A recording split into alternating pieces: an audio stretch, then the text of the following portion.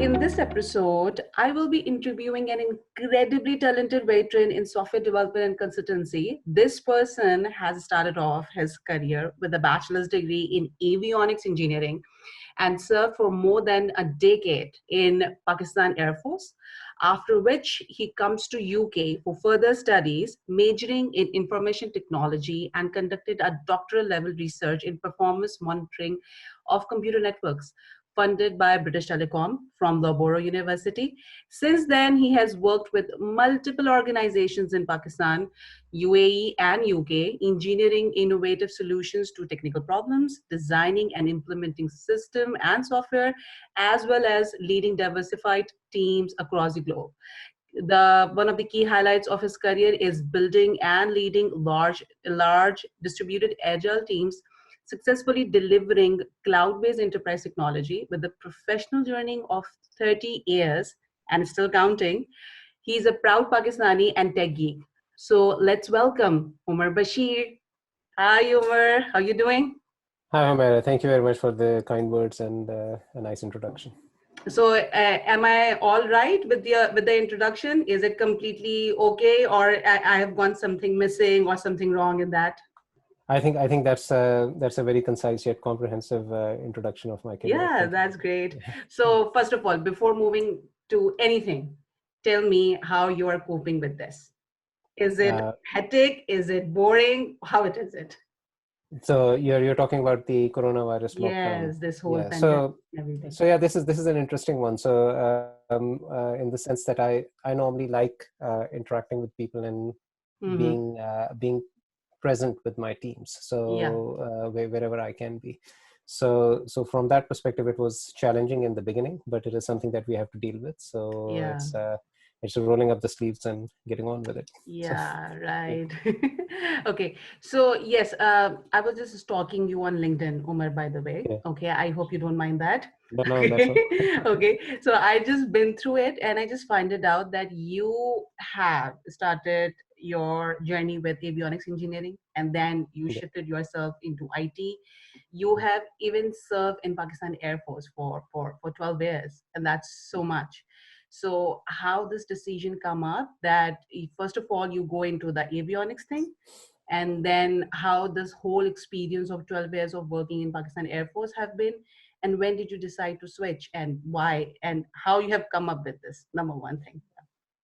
Okay, so when I was going through my schooling in Pakistan, so I was raised in a city called Rawalpindi, and that being in the Potwar region of Pakistan, most people tend to aspire towards a military career after schooling. And it's very common for a class of 50 after the final metric exam, 45 of them ending up in a military selection center and something like that. So I ended up at the Air Force Selection Center. I had a passion for aviation. And I used to build models and read about planes quite a lot. And I ended up getting selected for the Air Force. But at that time, I had a conversation with my father who suggested that it would be a good idea that I go in a professional service rather than flying. Not that I did not have an interest in flying, but it's just that a professional service, he said, that would give me an opportunity to grow. So that's where I went into engineering. Now in engineering, there were two specializations, avionics and aerospace. And interestingly, we are required to study the first year together, both the disciplines together. So we make a choice after the first year. So I was all set to go towards aerospace engineering because of my interest in all things flying. But in the final semester, before we were supposed to make the choice, we were taught electronics engineering by a very passionate and inspiring instructor. And he ignited the interest in electronics in me, and that's where I ended up picking up avionics. Yeah, so that's interesting. Reaching into avionics engineering after I worked initially worked on more kind of like hardware electronics based systems, which were largely aircraft based communication and navigation systems.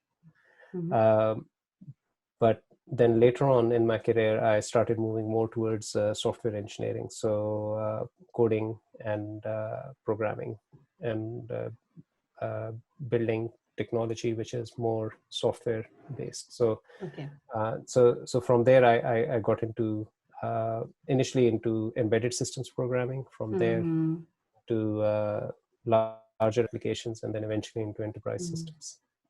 Yeah, right.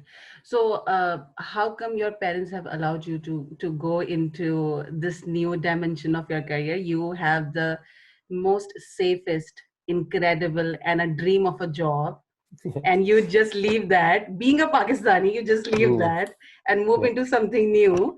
Go for a postgrad degree and then a PhD. How does it come up with your parents specifically? So, how was that experience? Yeah, so it was a mixed bag of things. So it's not always uh, it's not always like a straightforward thing. So in terms of getting postgraduate education, they were all for it, and they were fully supportive. But how to go about that postgraduate education, and then question about leaving the Air Force. So that was an interesting question that came about. So I was offered a scholarship by the Air Force to do my master's, but then with that comes additional bonds. So it means you have to serve for additional time period. And I thought that would be very challenging. To make that decision very early in my career would be very, very challenging, to have a kind of like a very long career with the Air Force. And so I opted out of it, and I decided to take study leave and pursue it on my parents' funding. So I went for masters on my parents' funding. So that way I did not have that long bond to fulfill.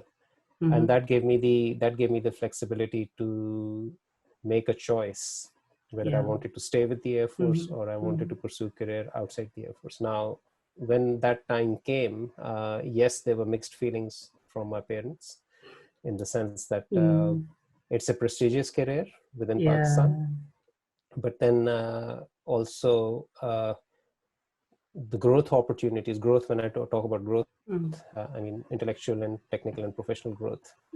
Those opportunities exist more in a non-military career, and then you are much more in control of which direction you want to take your career.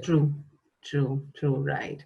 With the engineering perspective, I had this really important question for you, because I have been in Pakistan for most of my life. I'm just in UK for like my studies. So we always have this kind of difficulty and confusion in faces of our students right now, that, what are we going to do after getting this degree? Although they are studying in a very good studying in very good universities, they have, the faculty is very nice, everybody is PhD in something, whoever is teaching over there, but still students are very confused in Pakistan specifically. And when you talk about engineering subjects, so we are still teaching mechanical engineering and electronics engineering as a separate engineering domains. So what do you suggest to the upcoming students, that what subjects or what field specifically they should take in engineering if they are planning an engineering career? And what they can look into future, what is future to offer to them, because they're confused, all of them are confused what to do and what not to do. So this is a very interesting question, and I'd narrate a story, a very short story to it. And we had a very inspiring lecturer in digital systems, and unfortunately he passed away very young. But in a class, and he was an AFIT graduate, Air Force, United States Air Force Institute of Technology. He had done his master's from there. So very dynamic, very inspiring. And he finished his lecture about 5 or 10 minutes early one day, and we were just having a casual conversation with him. So somebody asked that, so how do how do you know everything about this subject? So he had a smile on his face and he was like, I don't know everything about the subject. I just know how to learn what I need to learn when I need it. So I've developed, he said that he had built his foundations, and then on those foundations, and plus he has built his learning abilities and learning stamina to learn things when he needs to learn, when he needs them or when he requires them. So what people should not get into is a sense of comfort that they've achieved a degree and that's about it. That they've learned what they need to learn in that subject. What they should think after getting their degree is that they have covered some foundations that give them the ability to learn more, and then while trying to achieve their degree, they have built up some stamina to learn, and they should continuously practice that stamina. They should not let that stamina go down. Yeah, right. And they should be ready to learn something new every month or every fortnight. They should have some sort of a plan. I'm going to learn something new, or I'm going to try solving some new problem or some new puzzle. Now, there's another interesting aspect to qualifications and professions in Pakistan. And the aspect there is that if you get a mechanical engineering degree, then people think that you will only do mechanical engineering, or you'll only pursue mechanical engineering related professions. But you have a lot of crossover in the knowledge that you achieve in various qualifications. So it is important for people to understand, the students to understand and realize that if they're doing mechanical engineering or electrical engineering, there will be areas where there'll be crossover, and they will be able to apply their knowledge from one area to another. Now, if I take my own example, I did avionics engineering, which is electronics applied to aviation.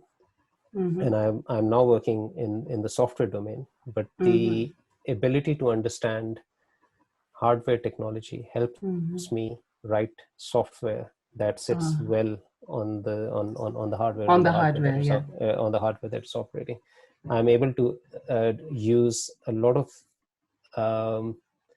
my knowledge in designing systems, hardware systems, and apply them to designing software systems. And I have found that those techniques serve me very well. I mean, the levels of abstract or the kind of abstractions that you use while building hardware systems sometimes fit very well with the kind of abstractions you use in software systems.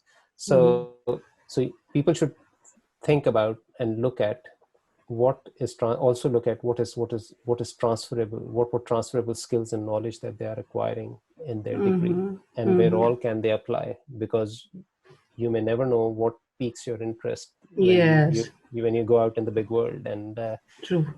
And you should never feel underconfident that you will have to start from the rock bottom, because you may have a lot of knowledge and skills from previous education that you could apply elsewhere as well.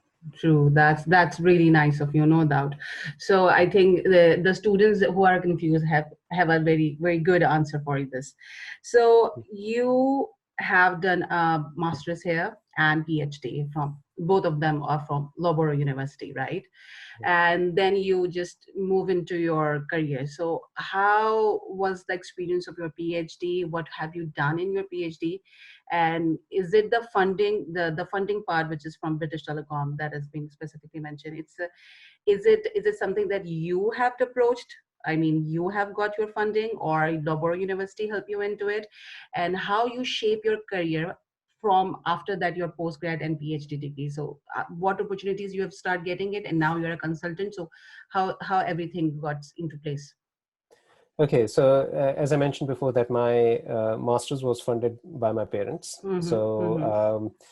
And for my master's, I chose a conversion course in information technology. Now, that conversion course at Loughborough University was very interesting in the sense that it had 3 streams. One was on human factors and organizational change, which was more for people who wanted to pursue a more management-oriented streak from the very beginning. The other one was in computer studies, which was computing studies, which was like more computer science oriented. And the third one was in electronics communication. So I decided to choose this subject and specialize in electronics communication because that was closely tied to avionics engineering. So it wasn't a very radical change from electronics into software. Yeah. So exactly. So that electronic communication was basically embedded system design and digital communications and things like that. So it was quite similar to a lot of things that I was doing before, but it was also quite heavy on software engineering and coding and computer science subjects as well. So after that, I never had a plan to do a PhD. Okay. So it was never in the plan. So I was able to get a 4-year study leave. The master's in UK is 1 year, so I still had about 3 years, to do something. So I managed to get a visiting academicship for about 9 months at Loughborough University after my master's, and that visiting academicship was basically working with the research group that I did my master's dissertation with, working with them on small technical practical projects, and doing some research, writing some papers. And when I neared the end of it, that research group got a grant from British Telecom to do 1 year's research work in network performance monitoring. And that grant meant that they had to hire a research assistant. Now, because of visa regulations, I could not get that role as a research assistant. But my professor suggested that if I'm interested, it can be converted into a studentship.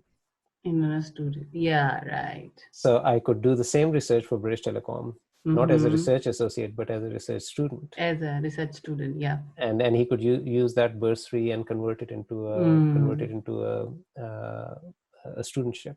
Now that way, and British Telecom agreed to that, and that way we were able to do the research that British Telecom wanted, and I was also able to get my PhD, and was able to publish some papers. So that was an interesting sort of a diversion in my career, but it had but it had profound consequences, positive consequences, and so one of the consequences was that I managed to get into the academic career. So that helped me when I went back to Pakistan. That helped me get visiting lectureships in universities, and that was quite interesting because I was able to not just teach but also interact with a lot of students, a lot of other academics in Pakistan. Yeah. So that was a good side effect, very very beneficial side effect for me. So from there, once my 4 years were up, I had to go back to Pakistan to finish my military service, which ended in 2002, and at that time I joined a Silicon Valley startup with a development center in Pakistan, and worked with them for about a year, and before I moved out of Pakistan.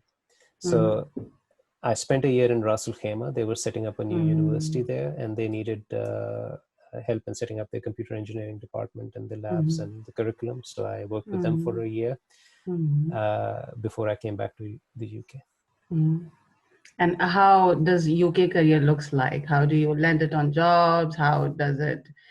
Is it a contractual job or full time? How is it? And you have also worked for Morgan Stanley. So what was it? So it's been an interesting journey. So my first job back in the UK was again with Loughborough University as a research associate on the same project that had been going on in my absence. Also, that was continuing. Okay, that's good. That's good. Yeah. So, but the interesting thing about this project was that it was in a ramp down phase because British Telecom were beginning to look at other ways of perform monitoring their networks.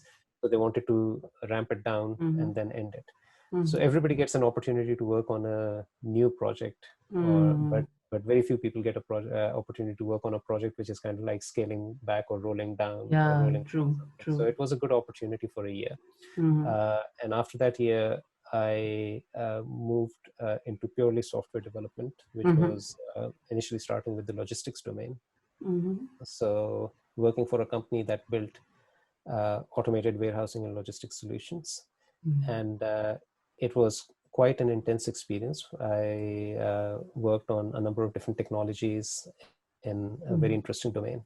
And after working there for nearly about 2 years, I was approached by a headhunter who asked me to consider opportunities in the financial services domain. And I had not pursued that domain because I always thought that I would be required to know something about the financial services industry. Yeah, true. Yeah, but it was quite interesting to find out that how quickly, if you have strong technical and numeric background, how easy it is to pick up those concepts. Yes. And so that's why if people are thinking about financial technology and working in financial services technology, it is and they're holding themselves back because they think that they don't know about the domain. I would always advise them to approach the headhunters, talk to them, or also to approach the career, go to the career websites of different banks and financial services institutions, and reach out to them and communicate with them, because they're always looking for strong technical talent. And the financial industry concepts are not that difficult for people with numeric background to pick up. So that's how I ended up starting with Merrill Lynch just before the financial crash of 2008, and then moving on to EDF trading, which is the trading part of Electricité de France. And I spent about 4 years there in commodities trading, especially power commodities or energy commodities. And that's an area of financial services that I really enjoy. And from there, I went into Morgan Stanley again in power trading, building technology systems for power trading. Now, throughout this time, I was using concepts that I developed from very early on in my engineering career, all the way even today. So, for example, the algorithms and the coding styles and the design patterns that I was using for building data communication components for Pakistan Air Force were exactly the same concepts that I was using in the logistics domain for that's interesting. interfacing machines with warehousing, interfacing machines and warehousing components. And those were the same sort of concepts that I was using in interfacing financial institutions with trading exchanges. So it's as I said before, that you carry with you as you go through life, your toolbox of skills and experience and knowledge accumulates a lot of transferable skills and experience that you can take from just one true domain to that the other. knowledge never wasted. Knowledge is never wasted. Knowledge is never wasted. Knowledge, skills, always and overlapping into another thing. Exactly. That's good. Good. And it's important to it's always important to take a step back once in a while and look inside that toolbox and see what all you have, and how can you use that for your each of it? in your current endeavors. You mentioned 2008 recession. Yes. So how was it? I was just studying at that time, so I do not care about anything of like that. But people like my father and other people talks about it, and it's worst. It's worst in Pakistan, at least. What about you? How did you face it? How did you cope with that? So it was a frightening time. It was a challenging time. I had also seen the dot-com bubble burst. So dot-com bubble burst was my first, I would say, conscious sort of a recession. It was like, I mean, there were recessions in the 80s also, but it wasn't like at that time. You don't think about them from that perspective. But exactly. But the dot-com bubble burst was my first conscious one. which I kind of like very briefly touched at the tail end of that, because I was still in the Air Force, and I got out of the Air Force in 2002, and then I saw a little bit of it with that Silicon Valley startup that I was working with, the impact on that. But the financial services crash in the 2008 was the one that I lived through it as a professional fully from the start to the beginning. And it can be scary. And you would see people being made redundant, stress of stress on people, on your colleagues, and the stress and the challenge that the organizations and the businesses are facing actually to continue to sort of serve their customers and perform.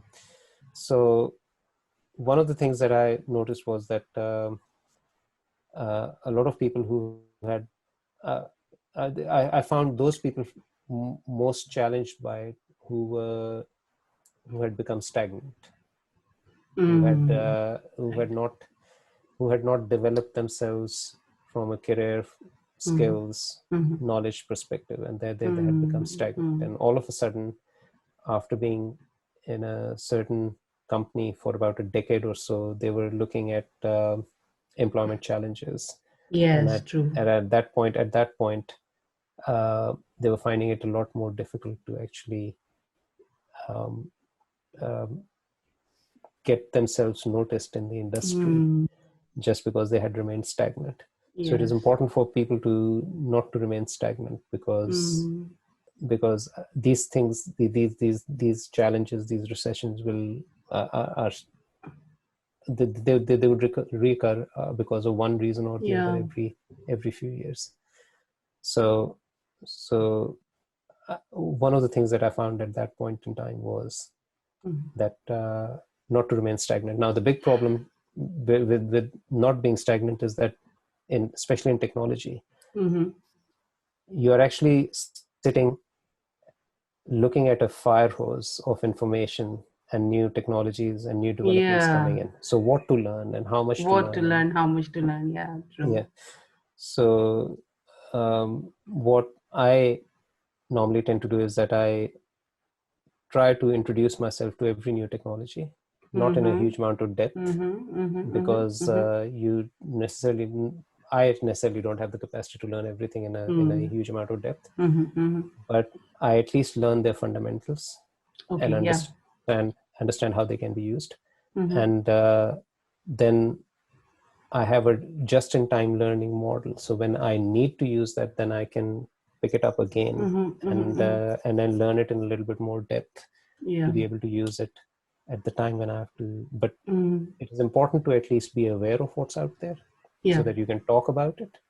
But when it comes to using it, then and have the fundamental knowledge on how it works, so that when you have to pick it up and look at it in depth or in detail, you are able to do it very, very well. You're able to do it. What about right now? Do you see that this is the same thing happening as of 2008, or is just the hype that we are creating? Do you think the recession is going to hit after Corona or not? What are your predictions? I think there will be an impact. Now, how deep that I'm not an economist to actually sort of say how deep it is going to be or how long is it going to be. But I think there will be an impact. There will be a lot of opportunities over there as well. So if you go and especially for people in digital technologies, there are it may be a challenging time for the next maybe 3 to 6 months time. But what has happened here is that just because of the social distancing and lockdowns, a huge part of the industry in several sectors, we have realized that how badly the industry was prepared for an event like this. True. So right now there are lots of companies and institutions who are taking a long, hard look at their digital or technology landscape and trying to understand what could have been done differently or better to have persevered through this challenge better. I can give you a very simple example. That I was trying to find out about my home insurance, when it's going to be renewed. So found out that their call center cannot work because of this, because they have because of social distancing, and nobody there to answer my call. And in fact, and it's a very simple technical problem in the sense that most call centers are actually using internet-based technologies for managing calls. So if they are using internet-based technologies for managing calls, why couldn't that system be made such that it would route calls to people's homes, the call center people, their homes as well, and they should be able to pick up calls from their homes. But people never thought about it. So now that firm is getting hit because they're giving a poor customer experience to their customers. Right. And if I were to kind of like, if I were to renew my home insurance, I'd be looking for a firm that is up and running. That is up and running, technological advancement. Yeah, true. Exactly. So there is a lot of, if you look at Financial Times or any other, and look at surveys of what companies are thinking of is going to be their next initiative after the coronavirus pandemic. Most of them are talking about taking another look at their digital landscape and improving that. So there are huge opportunities for technologists over here. All they have to do is to persevere through this challenging time right now. Yeah, pursue it. Do you see that this new era modernization into technology, is it acceptable right now from our industry or not? Our industry is ready for it or not? How are employees reacting to it? How our bosses are reacting into it? How people are adapting this whole change of 21st century? So there are two aspects to it, and one aspect is the human and the organizational aspect, and the other aspect is the technology aspect. So readiness comes from both angles, and I love to say this: technology is built for humans, by humans, and for humans, kind of like a situation. So it's not, technology is never done for technology's sake, and if you're doing technology for technology's sake, then you're doing the wrong thing. So you need to have your people ready. If you need to transform your organization, whether it's using something in AI or building chatbots or going for cloud migration, you need to have your people ready for it. You need to have your organization ready for it, and you need to have technological readiness in place to be able to deal with it if you want to go if you want to go into a new dimension in technology. So as far as people readiness is concerned, skills are the simplest part of that. True. Getting people newer skills, and I'm right now talking about the technologists, and I'll come also to people who are going to get impacted because of this also. So as far as technologists is concerned, skills is a simple part. A bigger challenge is their desire to actually adopt new skills and learn something new and then work with that new thing. So so your recruitment goes a long way in making sure that you have an organization with people that have growth mindset, and they are able to learn new skills and adapt to new ways of working and new paradigms and technologies coming through. Now that's the technology part of the organization. Then is the business part of the organization. So whenever some new technological advancement is going to come in, there is going to be a lot of fear within the organization, especially on the business side. Are chatbots going to replace me? Is AI going to take over my job? So it is important that we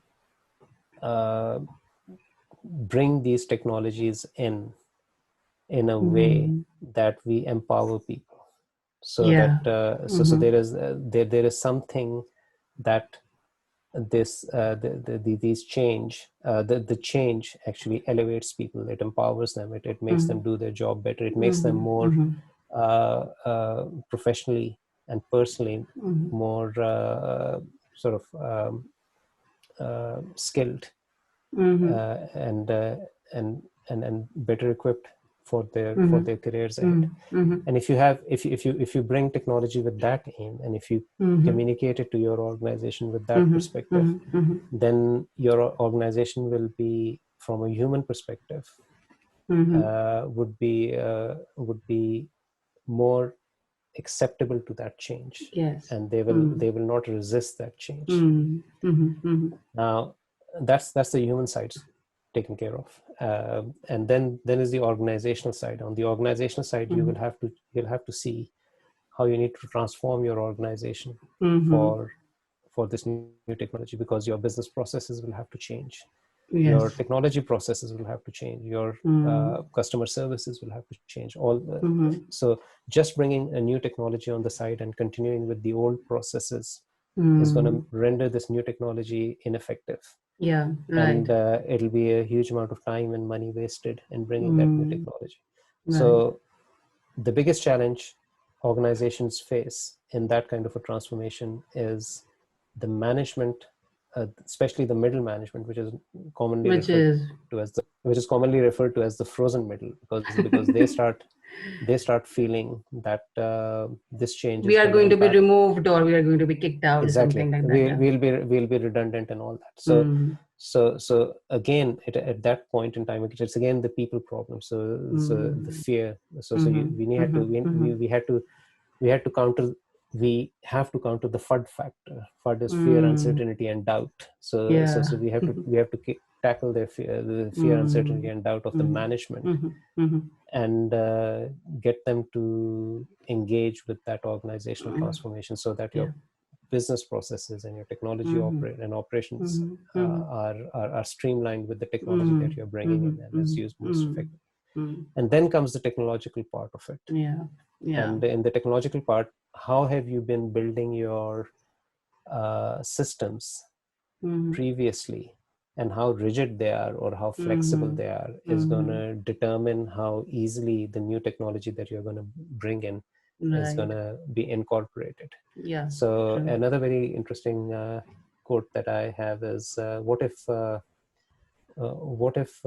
we treated humans like we treat technology? That when you go for a new pair of sneakers, the salesman says that, oh, you'll need a foot transplant to try our latest range of sneakers. I mean, that's how we if a technology is built like this, that you have to hack it into pieces to bring in some new change in, then you're not ready from the technology perspective. So it's an engineering problem, how you engineer flexible systems. So now I don't know whether I've answered your question or not, but these are the things that people you have given a very good outlook of what exactly it's coming up. So and there's one more thing, that so after working for 10 or 20 years, somebody is asked you to learn something new and go into this new field. How much difficult it is, and how you can overcome that seniority complex that you have, that now I do not need to learn anything, I know everything. How can you just overcome that and learn something new and dig into some new field or do something like that? So one thing that I've learned, and one thing that I know, I don't know, one thing that I know is that you can never say that you know everything and you have learned everything. Now the seniority complex, the seniority, what the word did you use? The seniority? The seniority complex, it means that I'm senior, I have worked so and so years. How can I learn something new? And people are so much like that I'm so old now, I'm 35, I'm 40, I cannot learn a new thing. It's very difficult for me, something like that. So what do you advise? So it's very interesting. I last I used JavaScript was 2002, and two weeks ago I had to look into a JavaScript code again, and it took me half a weekend to pick up JavaScript back. And a month ago I was working with a fresh grad at work, and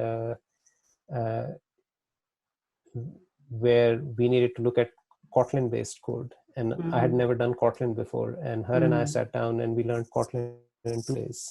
Now, you're never too old to learn things. Now, you may say that this is not the direction where I want my career to go. That's a different thing. But if somebody is saying that I'm too old to learn something, or if somebody is saying that I'm too, I don't want to know, I know everything, then there are question marks on their mindset. So they don't have a growth mindset. If you have people in your organization which don't have a growth mindset, and then you're looking at bigger problems than just simply telling somebody or dealing with resistance in terms of like learning something.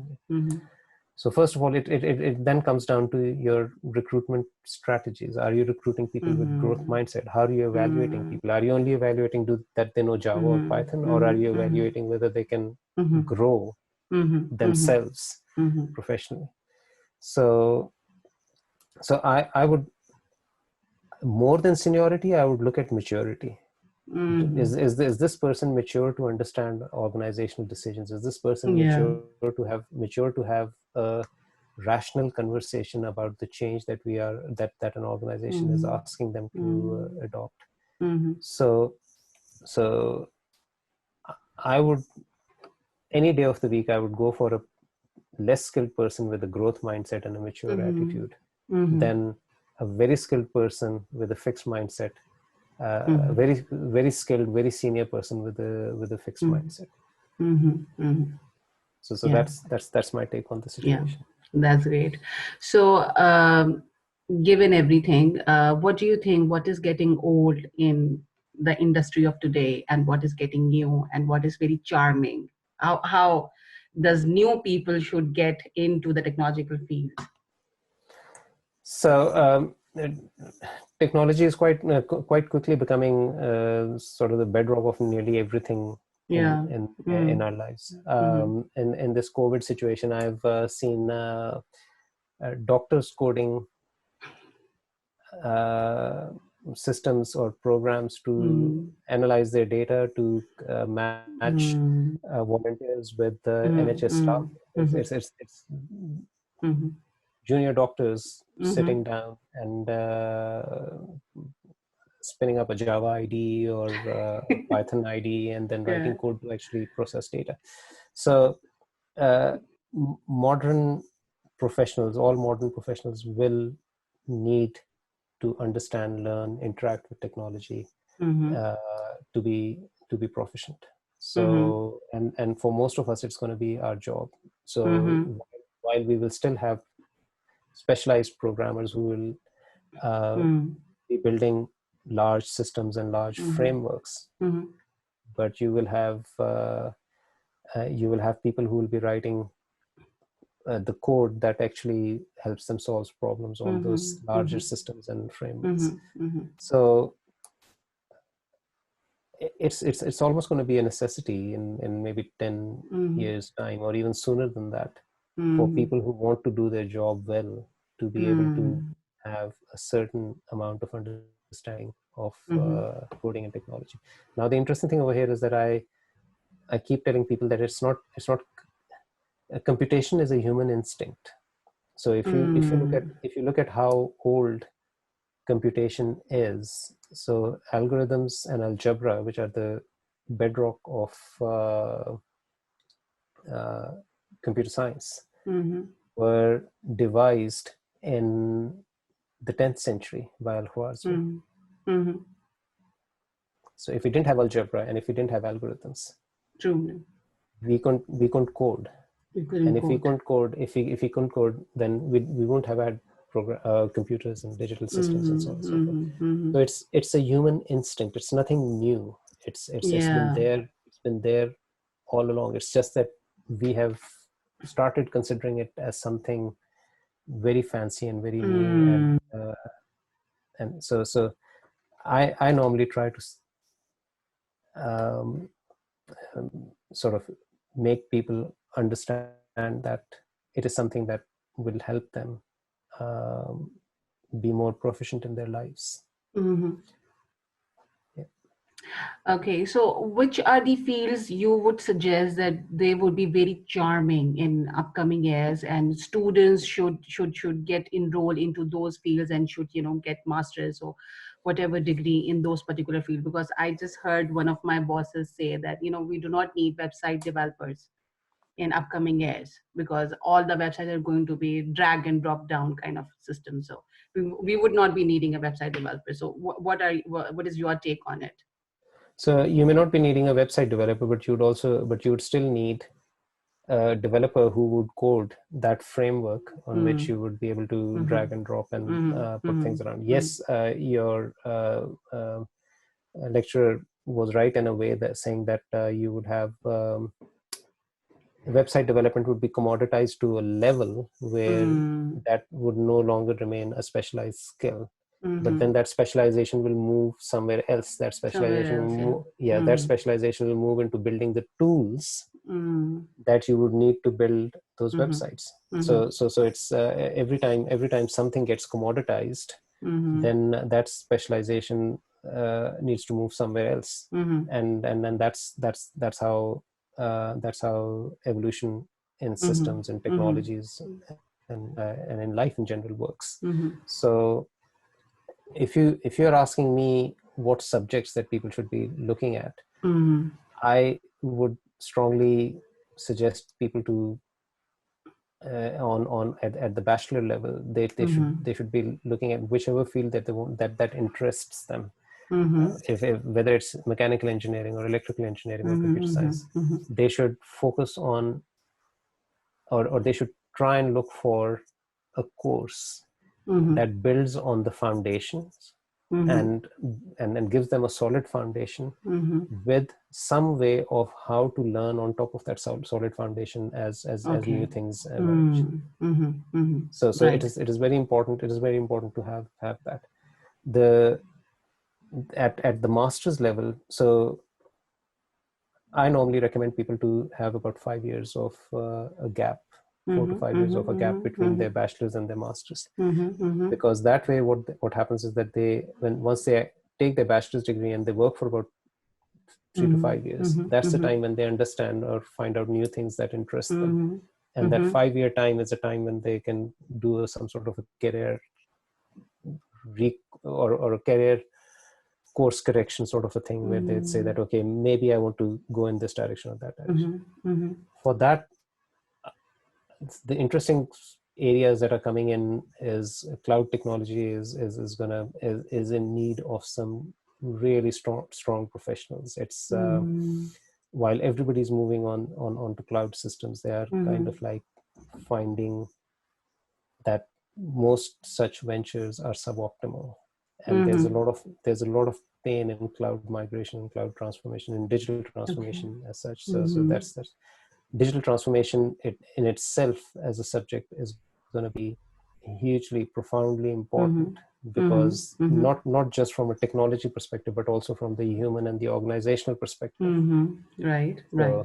So it's not, as I said, it's not just technology for technology's sake. It's technology for humans. We are building technology for humans, and bringing that entire framework together of humans, organizations, and technology is important and is overlooked most of the time. So that area is going to be, digital transformation is going to be a huge area that post COVID-19 world is going to be focusing on.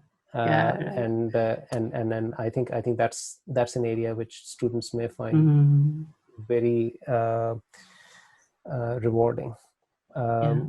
Then there are more specialized areas like machine learning and AI and data science. But I think that they are going to get commoditized very, very quickly.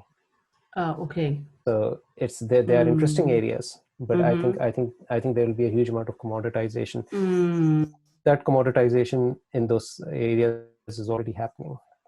So if somebody really is interested in AI and machine learning and data science, by all means go and do a course in that. But be prepared that it's going to get commoditized. Yeah, right. So here comes end of our interview. I just want to ask lastly one thing. What is the end game of Umar Bashir? So people in my family don't retire. Yeah, interesting. That is very interesting. So people in my family. So I remember this very interesting quote by Benjamin Franklin. Um, and it's words to the effect where he says that I'm now at the age of 44. I'm now retiring to a life of worthwhile pursuits. So at the age of 44, he sold half of his business and became financially independent. And that financial independence gave him, now he could have used that financial independence to actually go somewhere and have a relaxed life Have a and relaxed life. put his feet up, but he did not. He discovered electricity after the age of 45. He wrote the American Constitution, and he had several other achievements to his name. So retirement retirement should not be taken as a milestone where you kind of like sit back and stop. And from my perspective, retirement is an opportunity to it's an opportunity where you can practically do some even greater things because you have that flexibility, because you achieve that financial independence because of your savings and investments and your pension. So you get that financial stability. So and once you have that, then you have the opportunity, and then you don't have to work for you don't have you can work for what you want to work for rather than you have to work for having to work for it. But so just one piece of advice to the youth. So again, never stop learning. So that you can never, I mean, just have a learning target for yourself for every month or every fortnight where you say, I'm going to look at something new, and you don't have to learn it into its deeper, darker corners. You don't have to go into too much depth. But at least, because as I said before, that everybody is looking at a fire hose of information coming at them. But pick one thing that sort of links to your larger area of interest, and maybe learn something that is not in your area of interest, because you may never know that you develop a different area of interest after learning that subject. True. So that's my advice. Never stop learning, never stop growing. Thank you so much, Omar. I hope that you have enjoyed this interview as much as I have it. Thank you very much for the opportunity. I really did enjoy it. So that's great talking to you. So I think let's meet on one of our committee meetings, because we always meet over TLA Pakistan. Yeah. Sure. Thank you so much. Take care. Bye. Bye.